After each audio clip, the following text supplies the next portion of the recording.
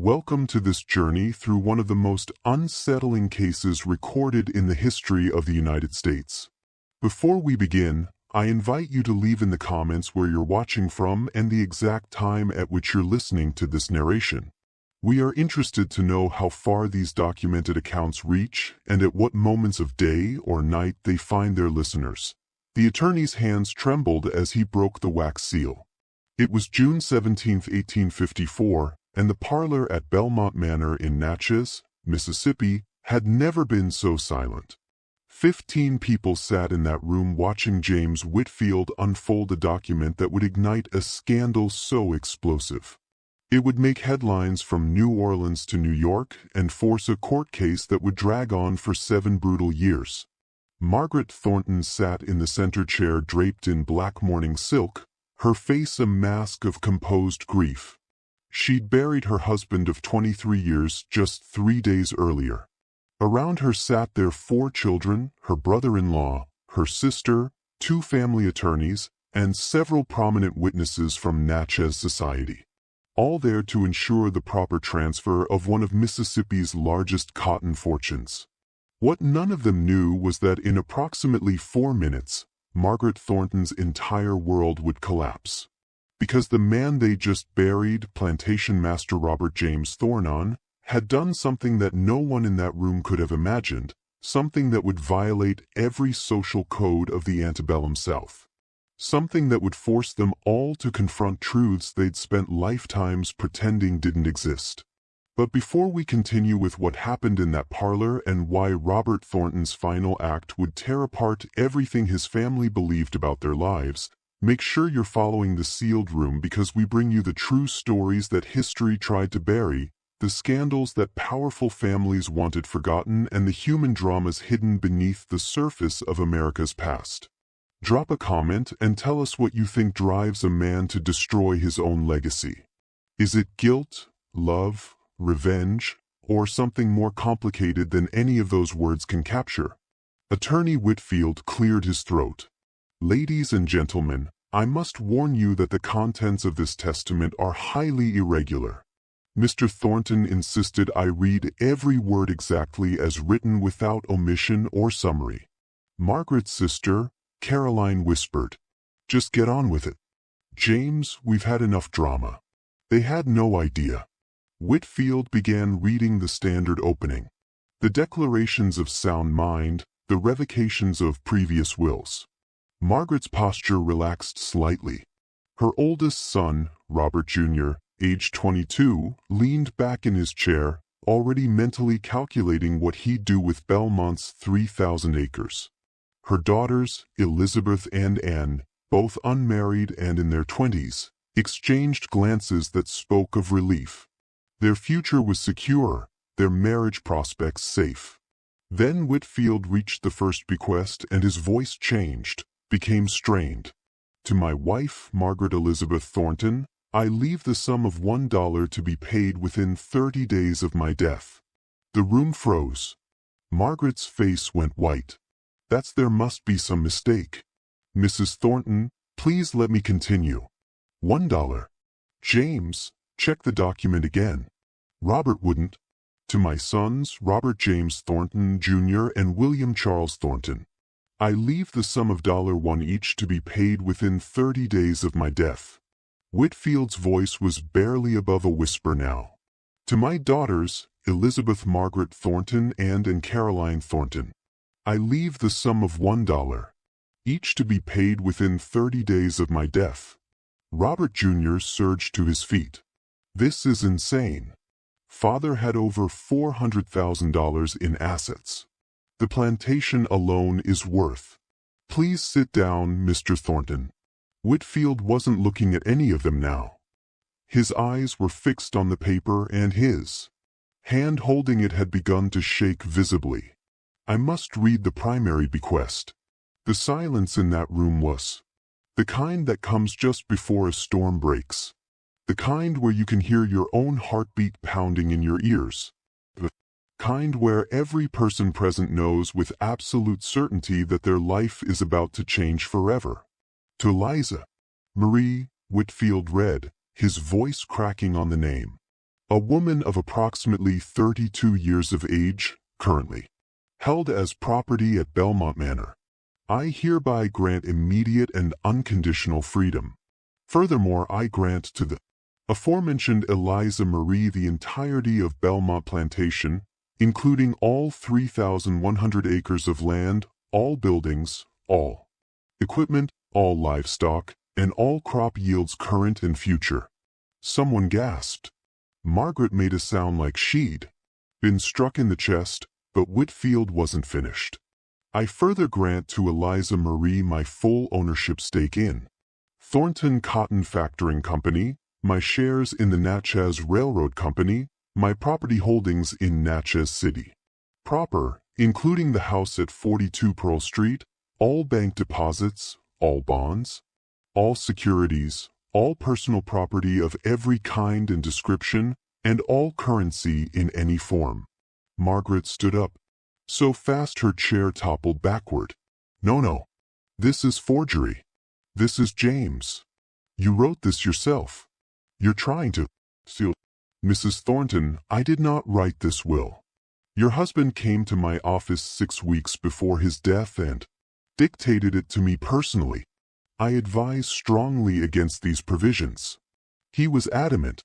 6 weeks? Margaret's voice rose to a shriek. 6 weeks he sat in this house, ate at my table, let me plan his future, and he'd already written me out of everything. Elizabeth, the older daughter, had started to cry and sat perfectly still, her face blank with shock. William, the younger son, looked like he might be sick. But Robert Jr.'s face had gone dark red, the veins in his neck standing out. Who, he said, his voice dangerously quiet, is Eliza Marie? And that was the question, wasn't it? The question that would unravel everything, because everyone in that room knew exactly who Eliza Marie was. They just never allowed themselves to think about what she actually meant. Whitfield set down the will and looked at Margaret. What he saw in her face made him flinch. Mrs. Thornton, perhaps the ladies should. Don't you dare. Margaret's voice was, don't you dare tell me to leave. This is my house. These are my children. And you're going to explain to me how a woman who was property yesterday now owns everything I've spent 23 years building. I'm not finished reading, Whitfield said quietly. There's more. William's voice cracked. I further declare, Whitfield read, and his hands were shaking so badly now the paper rattled that the following children, currently living at Belmont Manor, are my natural offspring and are to be freed immediately upon my death and provided for from the estate. Marcus, age 9, Sarah, age 6, and Thomas, age 3. The room exploded. Robert Jr. started shouting. Elizabeth collapsed into sobs. Margaret stood frozen, her mouth opening and closing without sound, because what Whitfield had just read wasn't just about an inheritance. It was about 3 children everyone at Belmont had seen, had known about, had carefully pretended not to understand the significance of. 3 children who all had light kin and distinctive features. 3 children who looked unervingly like the Thornton family. 3 children who were Robert Thornton's sons and daughter, born to the woman who now owned everything. Caroline. Margaret's sister found her voice first. Margaret, did you know about the children? But Margaret wasn't listening. She was staring at a point on the far wall, her breathing coming in short, sharp gasps. When she finally spoke, her voice was barely human. Where is she? Where is this woman who's stolen my life? Mrs. Thornton, Miss Eliza is not responsible for where is she? A voice came from the doorway, quiet but clear. I'm right here. Every head in the room turned. Standing in the parlor entrance was a woman in a plain gray dress, her posture straight, her expression carefully neutral. Eliza Marie was 32 years old, though she'd never known her exact birthday. She had amber-colored eyes, dark hair pulled back severely, and skin the color of aged honey. She'd been born enslaved on a Virginia plantation, sold south when she was 14, and purchased by Robert Thornton in 1843 for what the records listed as household management duties. For 11 years, she'd lived in a small room behind the kitchen at Belmont. She'd managed the household accounts, supervised the other house servants, raised 3 children in secret in the shadows, where no one would have to acknowledge what they were or who had fathered them. And now, according to the document James Whitfield held, she owned all of it. Margaret looked at Eliza, and something terrible passed between them.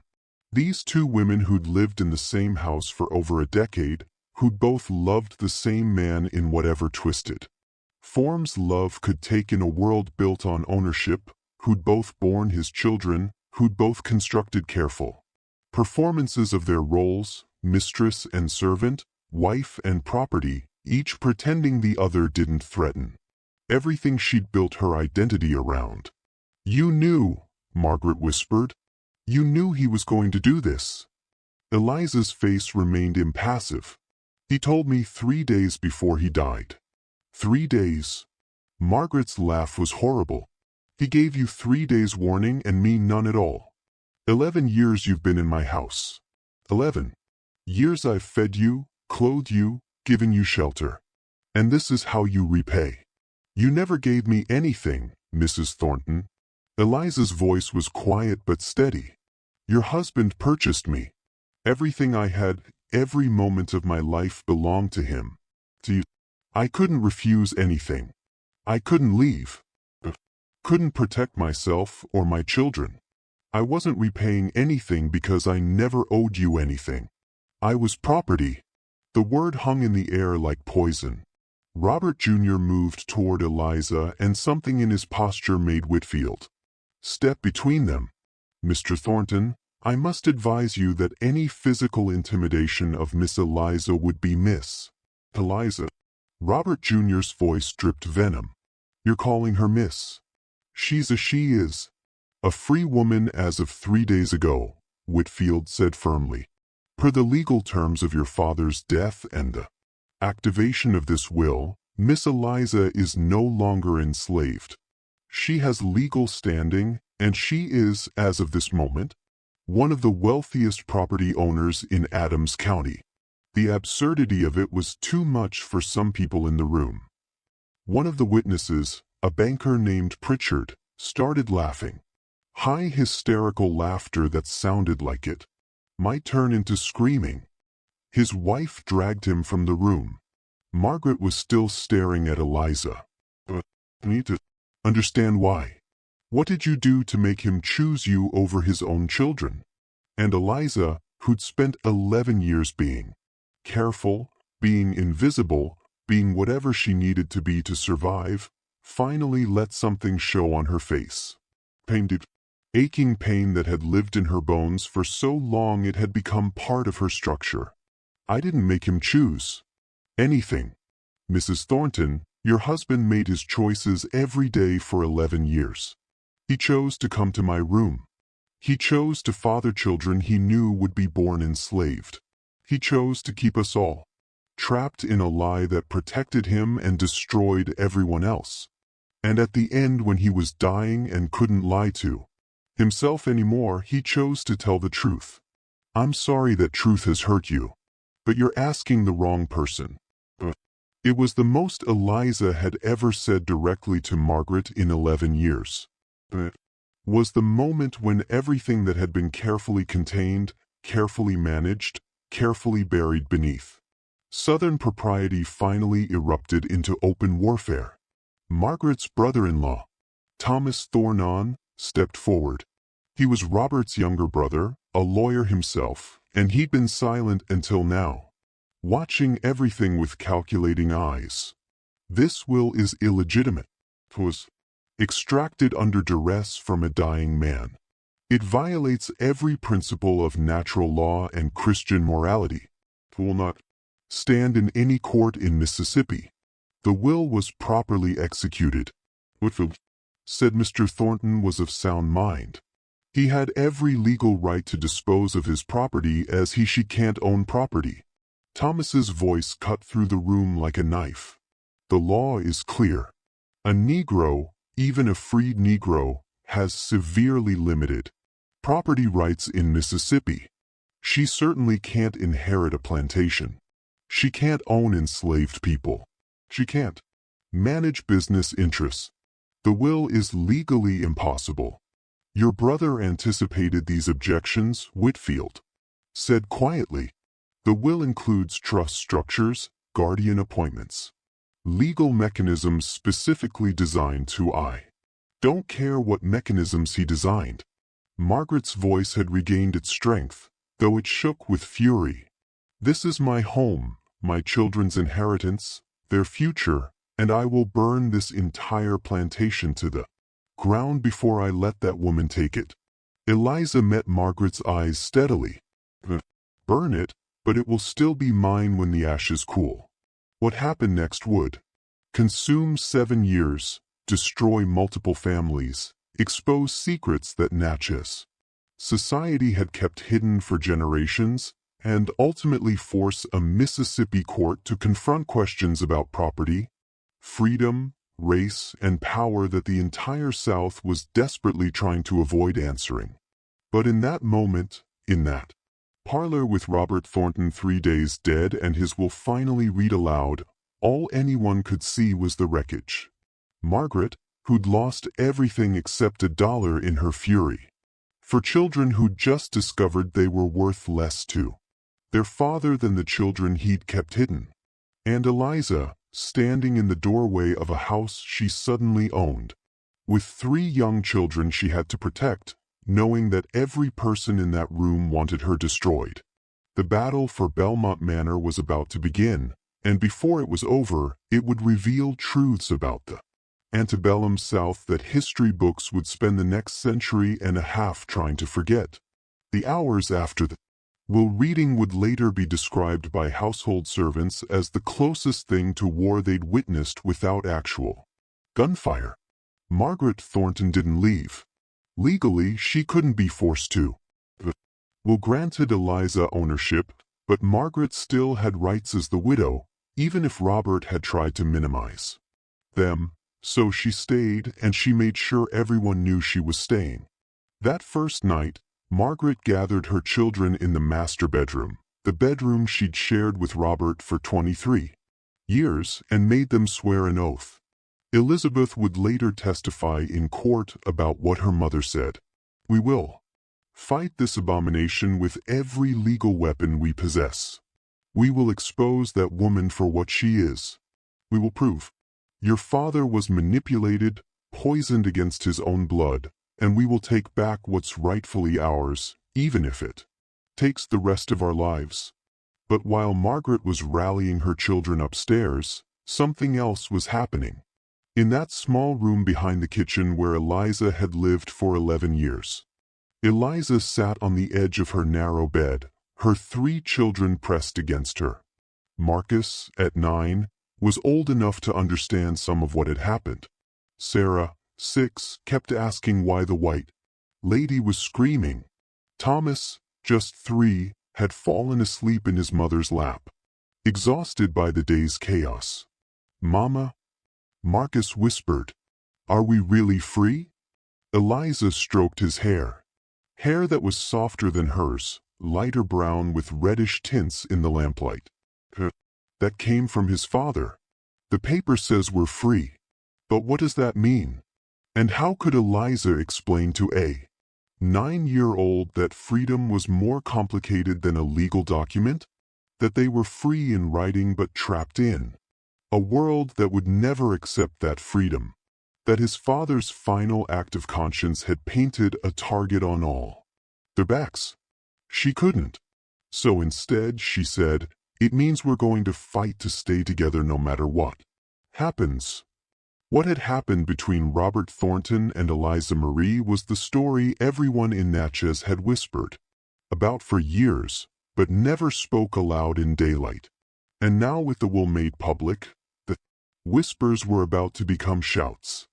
Robert Thornton had purchased Eliza in 1843 at a private sale in Natchez. The seller was a Virginia planter liquidating assets, and Eliza was listed as household trained, literate, excellent with figures. That literacy alone made her valuable and dangerous. Enslaved people who could read were watched carefully, restricted, often punished for the skill. But Eliza had been taught by a previous owner's wife, who believed Christian duty required education and the skill couldn't be unlearned. Robert paid $2,000 for her, nearly double the standard price. The wife, Margaret, had been furious about the extravagance. Why do we need another house servant? We have 6 already and $2,000. Robert, we could have bought 3 field hands for that price. Robert's answer recorded in Margaret's diary from 1843. She can manage the household accounts. You're always saying, you need help with the books. It was true. Margaret did need help. She'd never been good with numbers. She'd never really wanted to be. Running a plantation the size of Belmont involved tracking hundreds of expenditures, recording crop yields, managing inventories. It was tedious work she was happy to delegate. So Eliza took over the books, and she was brilliant at it. Within 6 months, she'd reorganized Belmont's entire accounting system, caught errors that had been costing them thousands, streamlined the supply ordering. Robert started consulting her on business decisions, asking her opinion on whether to invest in railroad stock, discussing cotton futures prices. Margaret noticed, of course, but she told herself it was fine. It was just business. Eliza was property, a tool. Robert used to manage affairs Margaret didn't want to deal with anyway. It meant nothing. Then in early 1845, Eliza became pregnant. The plantation midwife, an elderly enslaved woman named Aunt Bessie, would later testify that she knew immediately who the father was. That child came out with Mr. Roberts' nose plain as day. She said wasn't no question. And Miss Margaret she knew too. She just looked at that baby when he was born, looked at Miss Eliza, walked out the room and didn't say one word. Marcus was born in June 1845. Margaret didn't acknowledge his existence for the first 3 months of his life. She simply acted as if he didn't exist, as if Eliza hadn't given birth, as if nothing had changed. It was a performance of willful blindness, so complete that even the other servants found it unsettling. But Robert acknowledged Marcus. Not publicly, he couldn't, not without destroying his social standing, but privately, in small ways that everyone noticed and no one mentioned. He had new quarters built for Eliza, slightly larger, with better windows. He made sure Marcus was never assigned fieldwork, kept close to the main house. He brought books to Eliza's room, children's primers, readers, mathematics, texts. He was teaching his enslaved son to read, teaching him the same way he taught Robert Jr. by 1848. Sarah was born 2 years later in 1850. Thomas? 3 children in 6 years, all bearing unmistakable Thornton features. And through it all, Margaret maintained her fiction. She never acknowledged the children as Robert's, never spoke to Eliza about them, never confronted her husband. Years later, in a letter to her sister Caroline written during the court battle, Margaret finally explained her silence. What was I supposed to do? Leave him and go where? Live on what? My father's estate was entailed to my brothers. I had 4 children to protect. If I made a scandal, accused Robert publicly, I would have been the one society punished, not him. They're indiscretions. Everyone knows this. A wife's duty is to ignore them gracefully. I did what I was supposed to. I maintained the household. I raised our legitimate children. I performed my role perfectly. And this is how I'm rewarded. But there was another layer to Margaret's silence, one she never quite admitted even to herself. Robert had stopped coming to her bed in 1844. Their youngest daughter, and had been born in 1841, and after that, nothing. For 13 years, Margaret and Robert lived as married strangers. They attended social functions together, discussed household management. They presented the perfect image of a successful planter family. But there was no intimacy, no connection, no private life together at all, because Robert was spending his private life with Eliza. And that was what made the will so devastating. It wasn't just about money or property. It was about a husband who'd chosen someone else and had chosen her so completely that he'd given her everything Margaret had believed was hers by right. The legal challenge began. Within days of the will reading, Thomas Thornton, Robert's brother and a respected attorney in Natchez, took charge of the case. He filed a petition in Adams County Chancery Court arguing that the will was invalid on multiple grounds. First, he claimed Robert had been mentally incompetent when he dictated it. Robert had been sick in his final months with what the doctors called consumption of the lungs, probably tuberculosis. Thomas argued the illness had affected his reasoning. Second, he claimed undue influence. Eliza had been in a position of intimate access to Robert. She'd manipulated him, seduced him, controlled him. A dying man in her THR couldn't make rational decisions. Third, and most importantly, he argued the will violated Mississippi law. The state had strict regulations about manumission, freeing enslaved people. Even if Robert could legally free Eliza, he couldn't transfer property to her beyond very limited amounts. A freed black person couldn't own a plantation, couldn't inherit a business, couldn't manage enslaved workers. The will was asking Mississippi law to do something it explicitly forbade. Thomas's petition was filed on June 24, 1854, exactly 1 week after the will reading.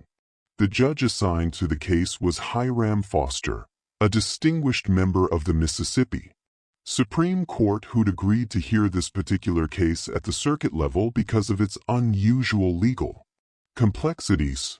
But everyone actually knew was that Judge Foster had been friends with Robert Thornton, had done business with him, and probably wanted to make sure the case was handled in a way that protected Natchez society's interests.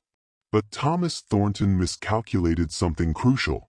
He assumed the case would be straightforward, that any Mississippi judge would immediately invalidate a will that gave so much power to a formerly enslaved black woman.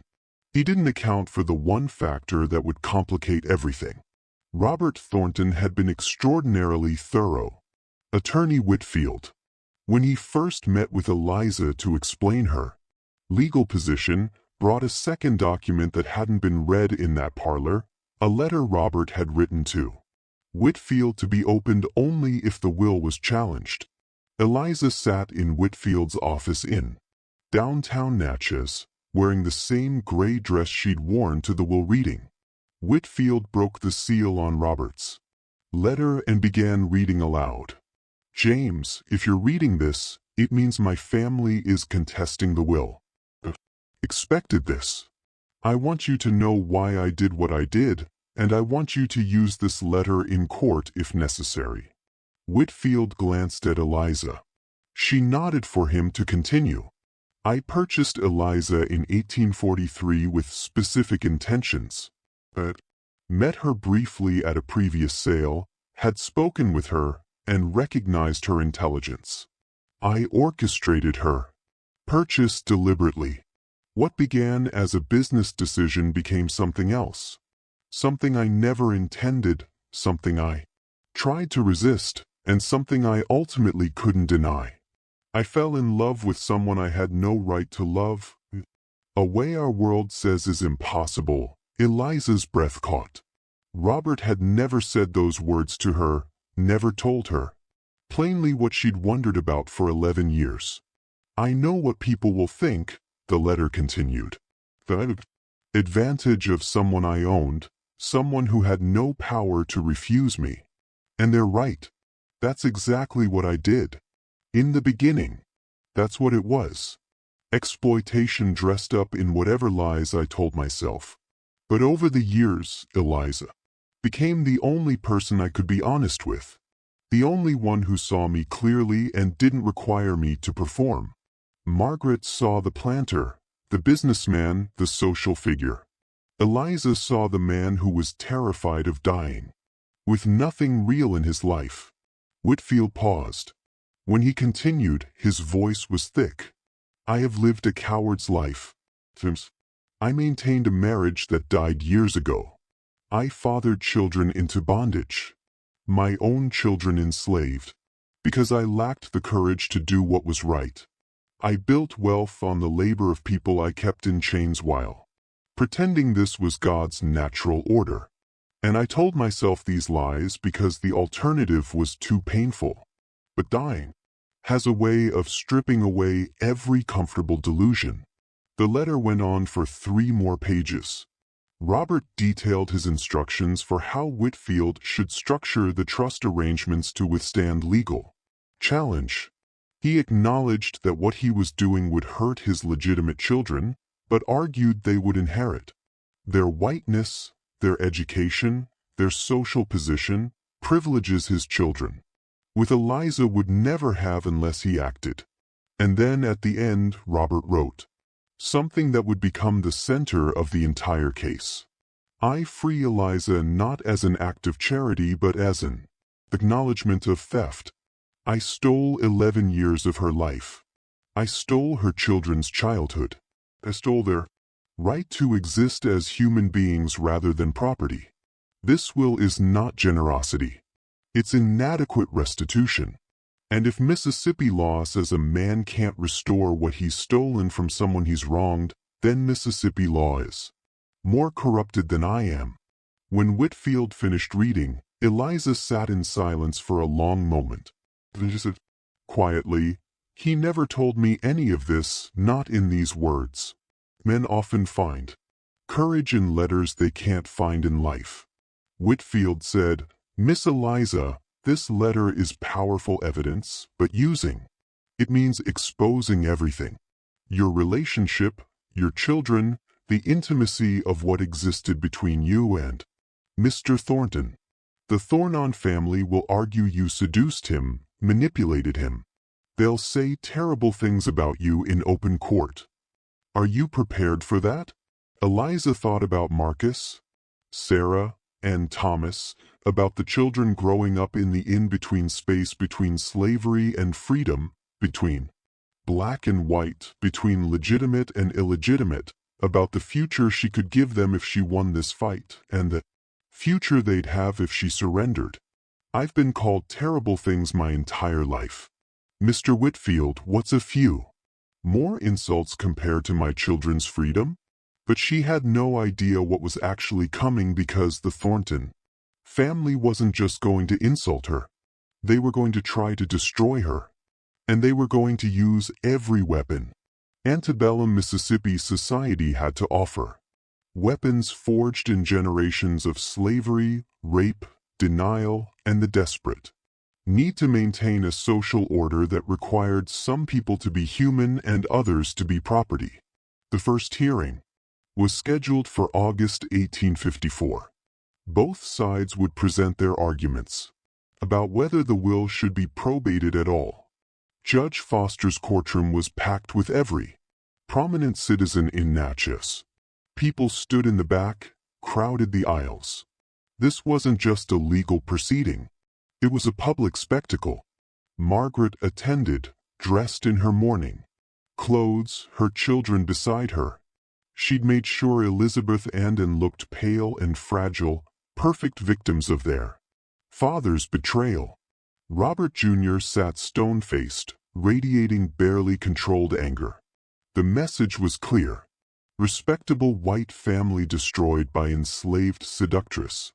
Eliza sat on the opposite side of the Courtroom with Whitfield. She'd worn her plainest dress, no jewelry, hair pulled back severely. She'd been advised to look humble, non-threatening, to perform deference even while fighting for millions of dollars. The performance required of both women in that courtroom said everything about the roles they were trapped in. Margaret had to perform wounded dignity. Eliza had to perform grateful humility. Both performances were lies, and everyone watching knew it. Thomas Thornton opened with a speech that would be reported in newspapers across the South. Your Honor, this case is not merely about one man's. It's about whether the foundations of our society can withstand attacks from those who would pervert natural. My brother, in his final illness, was corrupted by a woman who used her position in his household to extract an unnatural influence. She bore his children, a crime against both his marriage and moral order, and now she seeks to profit from her own wrongdoing. Whitfield stood to respond. He was older than Thomas Grayer, with a reputation for careful, methodical argument. Your Honor, the question before this court is simple. Did Robert Thornton have the legal right to dispose of his property as he chose? Mr. Thomas Thornton argues. His brother was incompetent. I have 3 physicians prepared to testify that Robert Thornton was of sound mind. Until hours before his death. He argues undue influence. I have Robert's own letter explaining his reasoning in. He argues Mississippi law forbids this transfer. I have trust structures specifically designed to comply with every statute. Judge Foster listened to both sides, asked a few questions, then made a ruling that surprised everyone. This case raises complex legal questions that cannot be resolved in a preliminary hearing. Ordering full probate proceedings. Both sides will have the opportunity to present witnesses, evidence, and expert testimony. We will examine Mr. Thornton's mental state, the validity of his relationship with Miss Eliza, the legitimacy of the trust structures, and whether Mississippi law permits what this will attempt to do. He banged his gavel. Court will reconvene in October for full proceedings. It was a victory for Eliza of sorts. The judge hadn't immediately dismissed the will, but it was also the beginning of something that would consume years of her life. As people filed out of the courtroom, Margaret and Eliza passed each other in the aisle. Margaret stopped, looked at Eliza directly for the first time since the parlor scene. When she spoke, her voice was low enough that only Eliza could hear. You think you've won something, but all you've done is guarantee that everyone will know exactly what you are. And when this is over, when you've been humiliated in public and exposed as a scheming, you'll wish you'd taken the dollar and disappeared. Eliza met her eyes. When this is over, Mrs. Thornton, your children will still have their name, their skin, and their place in society. Mine will have their freedom. The trade. They would never speak directly again. But the battle between them was just beginning. Between August and October 1854, Natchez society divided into camps with the precision of a military deployment. On one side stood the Thornton family and their allies, old money families who saw the will as an existential threat to everything they'd built their world upon. On the other side stood a much smaller, much quieter group, a handful of abolition-sympathetic merchants, several Quaker families, and a few people who simply believed a man should be able to dispose of his property as he wished, regardless of who benefited. But most people fell into a third category, those who watched with horrified fascination, unable to look away from a scandal that forced them to confront questions they'd spent lifetimes avoiding. Because Robert Thornton's will hadn't just exposed one family's secrets. It had ripped open a wound that ran through every plantation, every fine house, every respectable family in the South. The unspoken arrangements, the children who existed. In legal limbo, the women who occupied spaces between property and person, between servant and something else entirely. Eliza discovered just how deep that wound ran when she tried to buy supplies and natchez. She'd gone to Henderson's General Store, a place where Belmont had held accounts for 20 years. She needed fabric, lamp oil, basic household goods.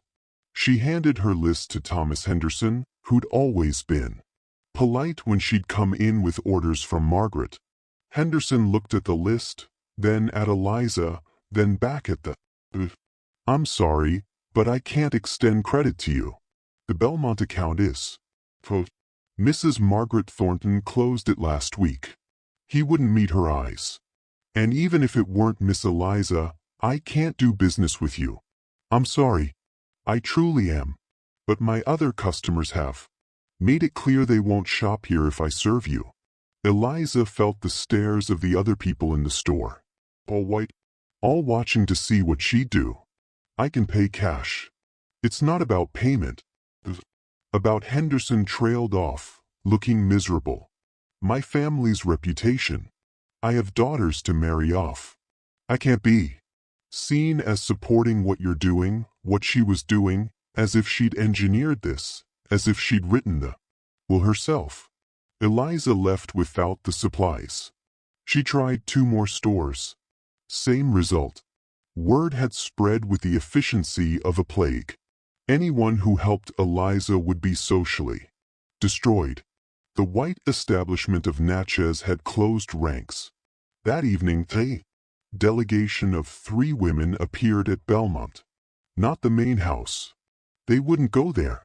They came to the kitchen house where Eliza was supervising dinner preparation. These were women of color, free women who'd lives in Natchez's small free black community. Joanna Price, the oldest, spoke first. "Miss Eliza, we heard what happened in town today. We wanted you to know we have a network. Merchants who will deal with us quietly. Suppliers who will deliver to the back door after dark. You're not alone in this." Eliza felt something crack in her chest. For weeks, she'd been so focused on the legal battle that she hadn't let herself feel how isolated she'd become. "Why would you help me? You don't know me." "We know what you are," Joanna said quietly. "You're a woman who got free through circumstances most of us can't imagine. And now you're fighting to stay free while every white person in Natchez tries to push you back into bondage. You lose this fight. It's not just you who loses, it's every one of us. Because what you're proving is that we can't be trusted with freedom, that we can't manage property, that we're not fully human. So, yes, we're going to help you. Because your battle is our battle." It was the first moment Eliza had allowed herself to understand what she actually represented. Not just one woman fighting for an inheritance, but a test case for whether someone like her could exist as a free property owner in Mississippi. And if she failed, it would justify every law that restricted free black people's rights, every argument that they couldn't handle freedom, every rationale for keeping slavery intact. The weight of it was crushing. The full trial began on October 15, 1854. Judge Foster's courtroom was even more packed than it had been in August. Thomas Thornton had assembled an impressive legal team, 3 attorneys, all from prominent families. They'd spent months preparing, interviewing every person who'd ever worked at Belmont, building their case. Their strategy was brilliantly cruel. They weren't just attacking the will. They were attacking Eliza herself, destroying her character so thoroughly that no judge could possibly rule in her favor. The first witness they called was Margaret Thornton. Margaret took the stand wearing black silk, looking every inch the grieving widow. Thomas Thornton, conducting the examination, himself began gently. "Mrs. Thornton, how long were you married to Robert?" 23. Her voice trembled perfectly. "And in that time, did you manage his Household faithfully? I did everything a wife should do. I bore him 4 children. I maintained his home. I supported his business endeavors. I honored my marriage vows. Even when she stopped, dabbed her eyes with a handkerchief. Even when, well, Mrs. Thornton, even when I discovered he'd betrayed those vows with her. Margaret's finger pointed directly at Eliza. Whitfield stood. Objection. This testimony is prejudicial and irrelevant to overruled. Judge Foster said the witness may continue. Margaret's testimony was devastating because it was largely true. She described discovering Robert's relationship with Eliza in 1845 after Marcus was born. She described confronting Robert, who'd admitted the affair but refused to send Eliza away. She described years of humiliation. Watching her husband's mistress live in her house, raise his illegitimate children under her own roof. Did you ever consider leaving your husband? Thomas asked. Where would I go? A woman can't simply leave her marriage because she's unhappy. I had children to think of, a reputation to protect. I did what any Christian woman would do. Forgave him. I prayed for him. I hoped he would see reason and end the relationship. Instead, he continued it for 13 years and then he died and left me with nothing. She broke down crying. It was a masterful performance and it was working. Eliza could see it in the faces of the jury. 12 white men, all property owners, many of them married. They looked at Margaret with sympathy. They looked at Eliza with disgust. When Whitfield cross-examined, he was gentle but firm. Mrs. Thornton, you testified that you confronted your husband in 1845. What exactly did he say? He said it was none of my concern. Those were his words. None of your concern. Margaret hesitated. He said his relationship with Eliza was his private business. Did he ever promise to end the relationship? Did he ever apologize for it? In fact, didn't he tell you explicitly that he would continue the relationship and you would have to accept it? Margaret's face hardened. Yes, and you did accept it, didn't you? For 13 years, you accepted it. You remained in the marriage. You continued to benefit from the plantation's income. You attended social functions with your husband. To the outside world, you maintained the fiction that everything was fine. I had no choice. You had the same choices Eliza had, Whitfield said, quietly. The difference is you could have left. She couldn't. You chose to stay because the benefits outweighed the humiliation. Eliza stayed because she was property. Objection. Thomas was on his feet. Counsel is badgering the witness. Sustained. Mr. Whitfield. Move on. But the point had been made. Margaret had stayed in a marriage she knew was broken because divorce would have destroyed her socially and financially. She'd chosen respectability over dignity. That didn't make her the villain. It made her a victim of the same system that enslaved Eliza. But also meant her moral high ground was shakier than she wanted to admit. The next several days of testimony were brutal. The Thorntons called servant after servant, asking them to describe Eliza's position in the household. What emerged was a picture of a woman who'd held unusual power for someone enslaved, managing accounts, making decisions, having private conversations with Robert that excluded even his wife. But Whitfield's cross-examinations revealed something else. Respect. Every servant, when pressed, admitted that Eliza had been fair, kind, even that she'd helped people, protected them from worse overseers, used her influence with Robert to prevent families from being separated. One woman, an elderly cook named Aunt Ruth, gave testimony that stopped the courtroom cold. She'd worked at Belmont for 30 years and had known everyone involved. Thomas Thornton asked her, "Did you observe the relationship between Miss Eliza and Mr. Robert? I saw what there was to see. Did it seem to you that she had manipulated him, controlled him? Aunt Ruth looked at Thomas Thornton with eyes that had seen too much of life to be intimidated by a white lawyer. Mr. Thomas, you asking me if a woman who was property manipulated the man who owned her? That don't even make sense. How's someone with no power supposed to manipulate someone with all the power? She bore his children. She bore his children because he came to her room and she couldn't say no. That ain't manipulation. That's what happens when one person owns another person. Your brother wasn't manipulated. He just finally admitted what he'd been doing. Thomas tried to recover. But she must have used those children to extract sympathy, too. Those children looked just like your brother, Mr. Thomas. Everyone could see it. Everyone knew. The only person pretending not to know was Miss Margaret. And even she knew. She just couldn't say it out loud. Because saying it would mean admitting her husband preferred someone else. The problem wasn't that Miss Eliza manipulated anyone. The problem is that Mr. Robert told the truth about something everyone wanted kept secret. It was the most honest testimony the court had heard. And Thomas Thornton quickly dismissed the witness, realizing she was doing more harm than good to his case.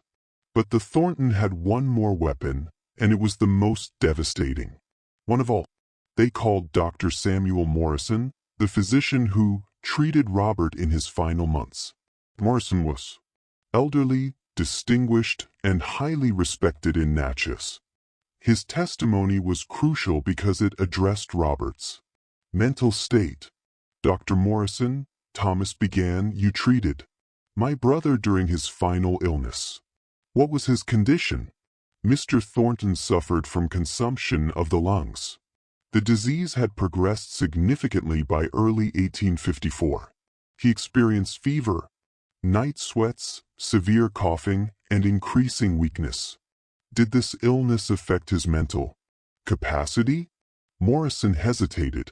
Consumption can affect the mind, particularly in its advanced stages. Fever can cause delirium. The physical suffering can lead to despair, irrationality. In your professional opinion, was my brother capable of sound judgment in the weeks before his death? And here Morrison looked genuinely troubled. I believe he was physically suffering so much that his judgment may have been impaired. Whitfield's cross-examination was critical. Dr. Morrison, you say, may have been impaired. Were you present when Mr. Thornton dictated his will to Mr. Whitfield? Did you examine him that specific? Did he ever, in your presence, say anything that suggested he was confused about his affairs, unable to recognize people, or otherwise mentally incompetent? Morrison shook his head slowly. No, Robert was always lucid when I saw him. He spoke clearly about his condition. He understood he was dying. He made rational decisions about his care. So, your testimony about impaired judgment is speculation. It's based on my medical understanding of his condition. We have no direct evidence that Robert Thornton was mentally incompetent when he dictated his will. No, Morrison admitted. I don't. The testimony went back and forth for days. Witnesses for both sides. Character assassinations and defenses, financial experts arguing about whether the trust structures were legal. Every intimate detail of Robert and Eliza's relationship dragged into public view. And through it all, Eliza sat in that courtroom, forced to listen as people debated whether she was human enough to own property, whether she'd seduced or been raped, whether her children deserved freedom or should remain enslaved. The psychological toll was immense. At night back at Belmont, Eliza would sit with Marcus, Sarah, and Thomas, trying to maintain normally while their entire world hung in the balance. Marcus, now 10, was old enough to understand some of what was happening. He'd ask questions Eliza couldn't answer. Mama, Why do they hate you so? They don't hate me, baby. They hate what I represent. What do you represent? How could she explain to a 10-year-old that she represented the lie at the heart of Southern society? That she was proof that the children of enslaved women and white men were human beings who deserved rights? That she threatened the entire social order that said some people were property and others were people? She couldn't. So she just held him and said, I represent hope that things can be different. But the person who provided the most crucial testimony wasn't a character witness or a medical expert. It was James Whitfield himself, Robert's attorney, who drafted the will and heard Robert's reasoning firsthand. Whitfield took the stand in early November, and his testimony would change everything. Thomas Thornton tried to discredit him. Mr. Whitfield, isn't it true that you stand to earn substantial fees if this will is probated? I'm being compensated for my legal services. So, you have a financial incentive to defend this will regardless of its validity? Professional obligation to defend my client's wishes. Robert Thornton came to me 6 weeks before his death and dictated this will over the course of 2 full days. He was more lucid, more purposeful than many clients I've worked with. Knew exactly what he was doing. What exactly did my brother say when he came to you? Whitfield pulled out his notes. He said, I'm dying, James. I've made many mistakes in my life, but I have a chance to correct one of them. I want to free Eliza and provide for our children. I know this will destroy my relationship with my legitimate family. I know it will cause a scandal, but I would rather die honestly than live one more day lying to myself. Courtroom went silent. He said more. Whitfield continued. He said, Margaret will never forgive me. My children will hate my memory. Natchez society will condemn me. I accept all of that because the alternative is dying. Knowing that I enslaved my own children, that I kept the woman I loved in bondage, and that I was too much of a coward to face the truth. I've been a coward my whole life, James. Let me at least die brave. Thomas Thornton's face had gone pale. These were his brother's words. Documented in Whitfield's notes, impossible to deny, but Thomas tried. Brother was clearly not in his right mind if he said such things. The Robert Thornton I knew would never. The Robert Thornton you knew, Whitfield interrupted, was the performance he gave for Natchez society. The Robert Thornton who dictated this will was the man beneath that performance, and he was exhausted from maintaining the lie. Was the turning point of the trial. Whitfield's testimony, backed by detailed notes and the letter Robert had written, made it impossible to dismiss the will as the product of a confused mind. Robert had known exactly what he was doing. He'd understood the consequences and he'd done it anyway. Judge Foster called for a recess after Whitfield's testimony. When court reconvened a week later, he looked weary. This case had taken its toll on everyone involved. The final arguments took an entire day. Thomas Thornton argued passionately that the will violated Mississippi law, public policy, and moral order. Whitfield argued that Robert Thornton had every legal right to dispose of his property as he chose and that the trust structures complied with all relevant statutes. Then Judge Foster asked the question that cut to the heart of everything. Mr. Whitfield, are you truly arguing that Mississippi law should permit a Negro woman to own a plantation with enslaved workers to control business interests, to exercise the kind of economic power that has always been reserved for white men? Whitfield, in what would become his most famous legal argument, responded, Your Honor, I'm arguing that Mississippi law already permits free people of color to own property. The legislature has restricted those rights, yes, but not eliminated them. More importantly, I'm arguing that if a white man of property has the legal right to manumit enslaved people he owns and provide for them, then Robert Thornton has exercised that right. The fact that he chose to provide generously rather than minimally doesn't make his actions illegal. It just makes them unusual.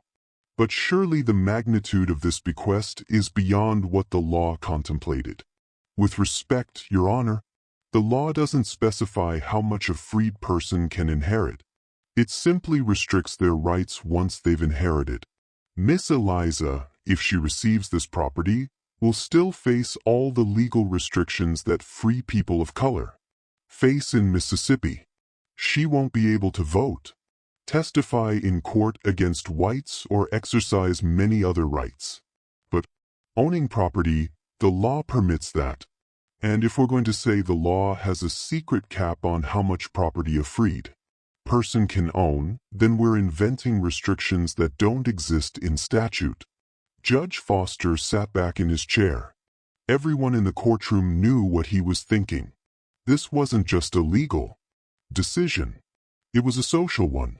Rule for Eliza. And he'd be saying that Mississippi law permitted a formerly enslaved black woman to become one of the wealthiest people in the state. Against her, and he'd have to invent legal reasoning that didn't quite exist in the statutes. I'll issue my ruling in 30 days, he said finally. And then everyone waited. Those 30 days felt like 30 years at Belmont. An uneasy truce had settled over the plantation. Margaret remained in the main house occupying the east wing. Eliza stayed in her quarters behind the kitchen, though legally she now had the right to occupy any part of the property. Neither woman crossed into the other's space. They existed in parallel universes within the same walls, each pretending the other didn't exist, but the enslaved people at Belmont existed in a strange limbo that was even more unsettling. They didn't know who owned them anymore. Was it Margaret as the widow? Was it Eliza, according to the contested will, or were they about to be sold to settle debts if the whole estate collapsed under the weight of legal fees? A man named Samuel, who'd worked the fields at Belmont for 15 years, later described the psychological torment. We didn't know if we should pray for Miss Eliza to win or lose. If she won, we'd be owned by a woman who'd been enslaved herself just months before.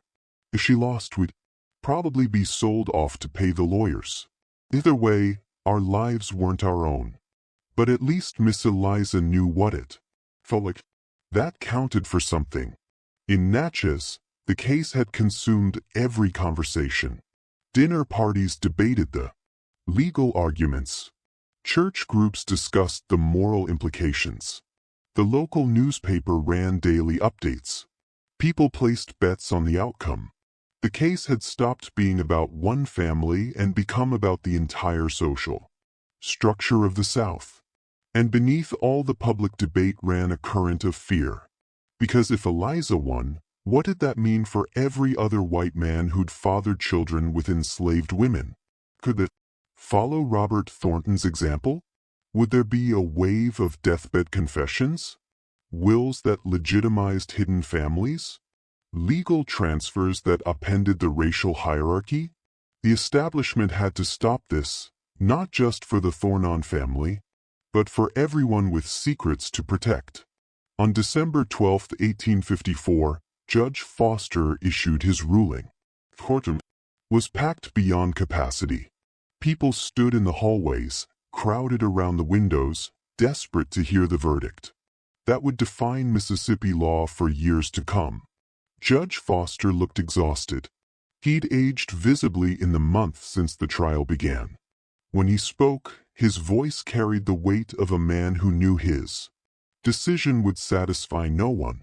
I have spent these 30 days in careful consideration of the law, the evidence, and the principles at stake in this case.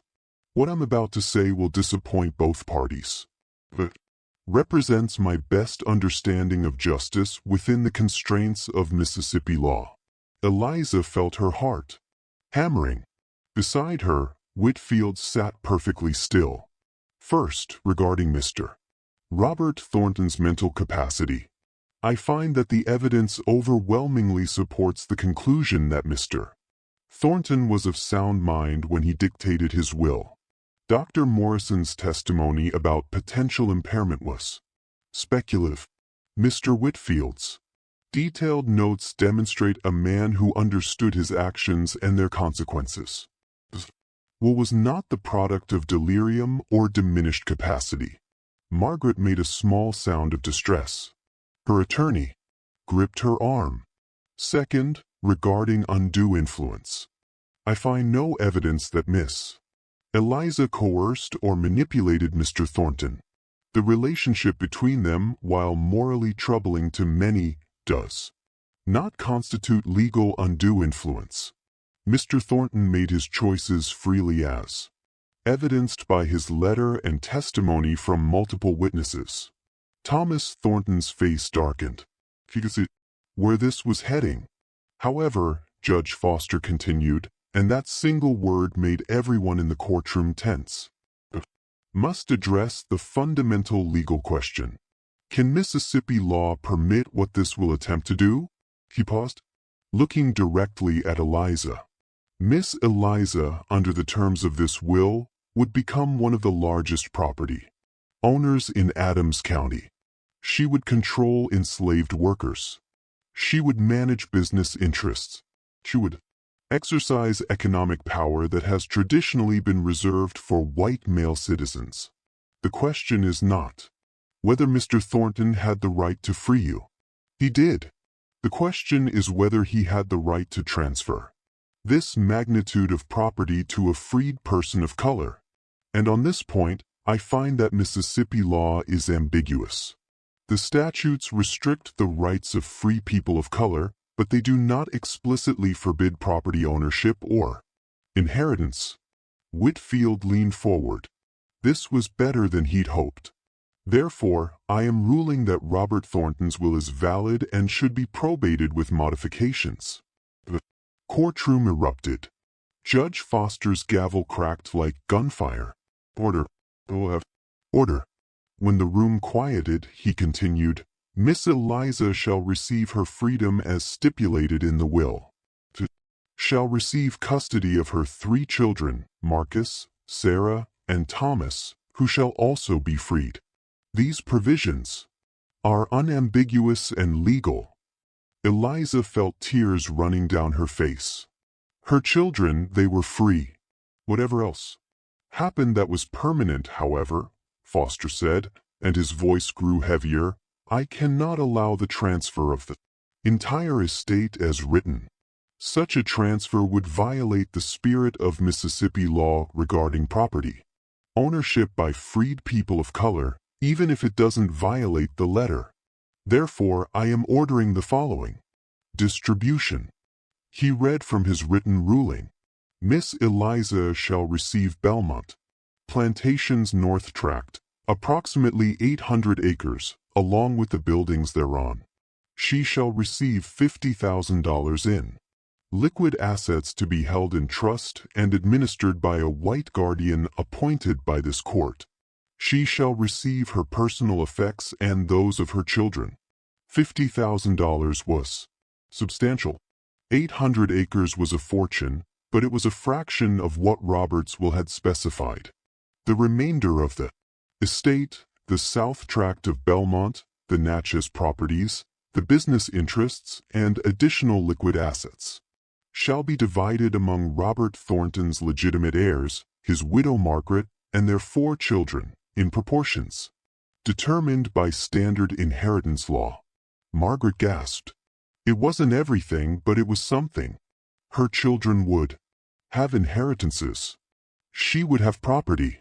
Furthermore, Judge Foster continued, I am ordering that the enslaved workers at Belmont be divided between the 2 estates. Miss Eliza shall not own enslaved people. Court finds this morally unconscionable given her recent status. Those workers shall be transferred to the Thornton family estate or sold with proceeds divided appropriately. Eliza felt the decision, like a physical blow. She'd won her freedom and her children's freedom, but the people she'd lived beside for 11 years would remain enslaved. She'd fought so hard and still the fundamental injustice continued.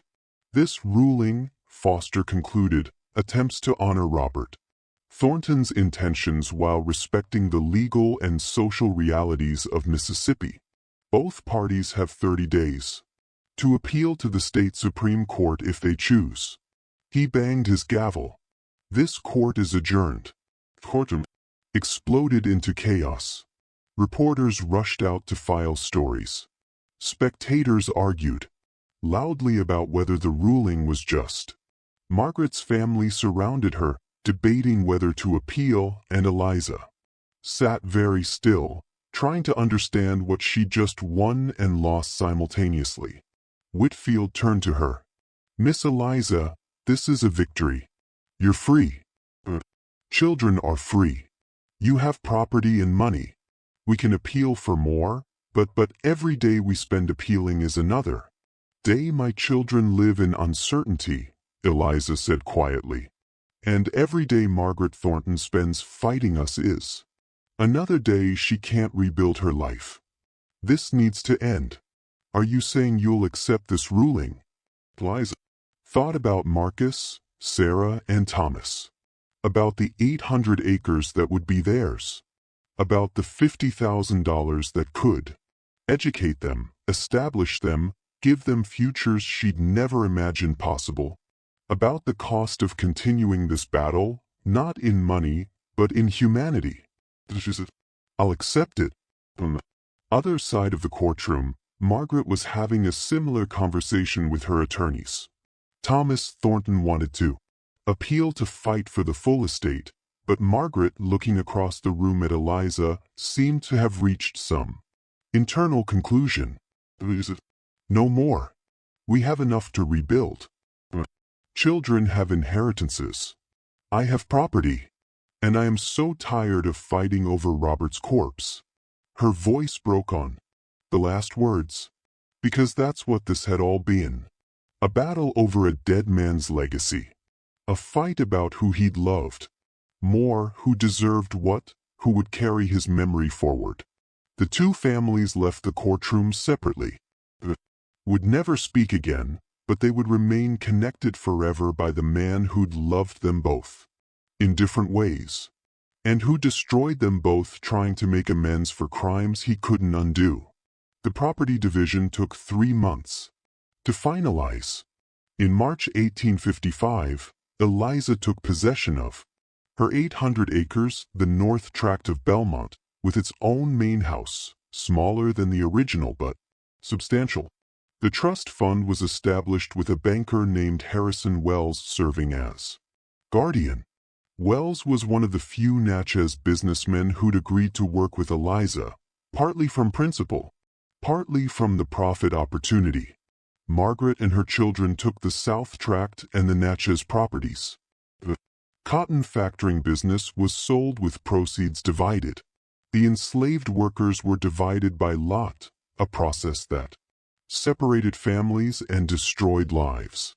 Just as it always did, Samuel, the field worker who'd spoken about the psychological torment, was sold to a Louisiana planter. He would eventually escape during the Civil War and make his way north.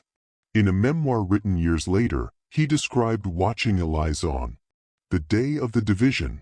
"She was crying while they split us up, crying like her heart was breaking, and I thought, she knows exactly what this feels like. She just doesn't have the power to stop it. That's what freedom meant for her. She could save her own children, but not anybody else's. I've spent years trying to decide if I forgive her for that. I still don't know." Eliza moved into her new house with Marcus, Sarah, and Thomas in April 1855. For the first time in her life, she owned the space she lived in. For the first time, her children slept in beds that belonged to her. For the first time, they could read books openly, play freely, exist without constantly performing subordination. But the freedom was complicated. Natchez society never accepted Eliza. White merchants still refused to deal with her directly. She had to conduct all business through Harrison Wells or other intermediaries. Her children were educated at home because no school would take them. Too black for white schools, too wealthy for the colored school, too ambiguous to fit anywhere. The isolation was profound.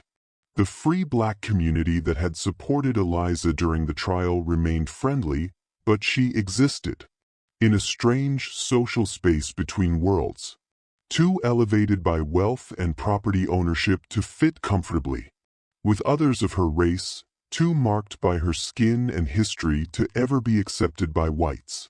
Marcus, as he grew older, became increasingly bitter about this isolation. On his 16th birthday in 1861, he asked his mother why they didn't leave Mississippi, go north where their money could buy them genuine freedom. Eliza looked at the land she'd fought so hard to claim. Your father gave us this. It's yours. If we leave, we're saying, they won, that we don't deserve to be here, don't belong here. I won't give them that satisfaction. But history would make the decision for her. The Civil War began 3 months later. Mississippi succeeded. Belmont Plantation, both North and South tracts, struggled as the economy collapsed. 1863, Union forces controlled Natchez. The enslaved people at the Thornon tract fled to Union lines, leaving Margaret with land she couldn't work. Eliza's tract, having fewer workers and more liquid assets, survived slightly better, but barely. In 1864, Marcus enlisted with the Union Army, one of thousands of black men who fought for the freedom his mother had achieved through a white man's guilt.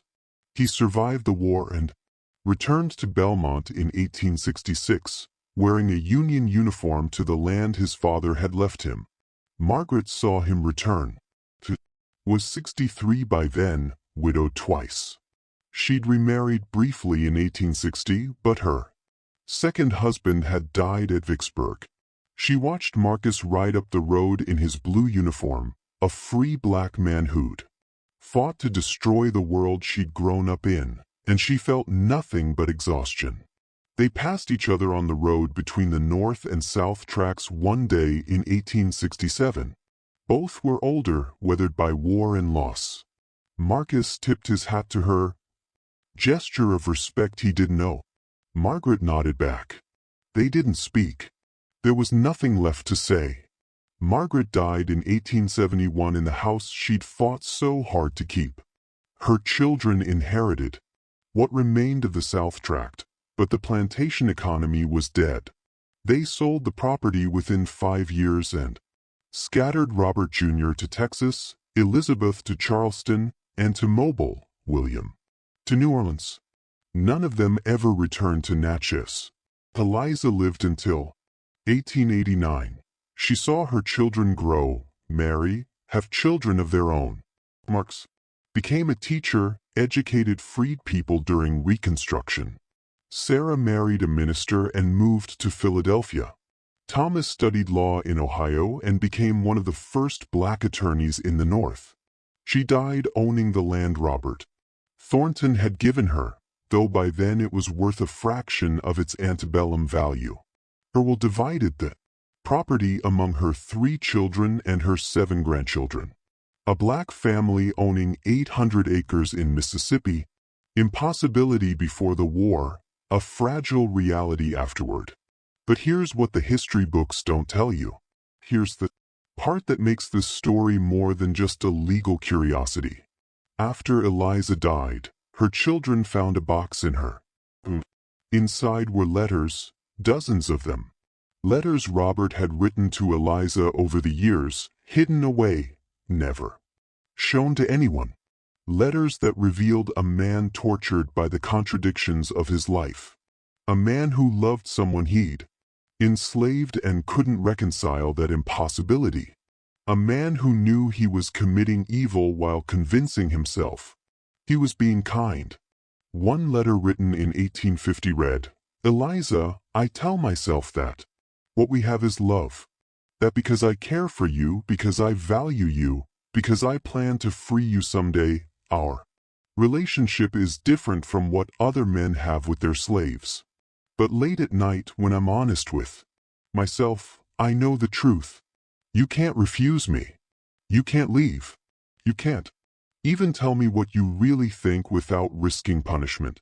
How can anything built on such foundations be? And yet I can't stop coming to you. I'm addicted to the fantasy that you want me, even though I know you can't freely want anyone who owns you. I'm a monster pretending to be a man. And the worst part is that I'll keep being a monster because the alternative is admitting what I've done to you. And I'm too much of a coward for that." Another letter from 1853. "I've decided to change my will to give you and our children everything. Margaret will hate me for it. My legitimate children will curse my memory. But I need to believe that one act of honesty can redeem a lifetime of lies. I need to believe that freeing you, providing for you makes up for enslaving you in the first place. I know it doesn't. I know there's no redemption for what I've done, but I have to try, even if it destroys everyone I love in the process." Those letters reveal the truth that the trial never addressed. Robert Thornton's will wasn't an act of love.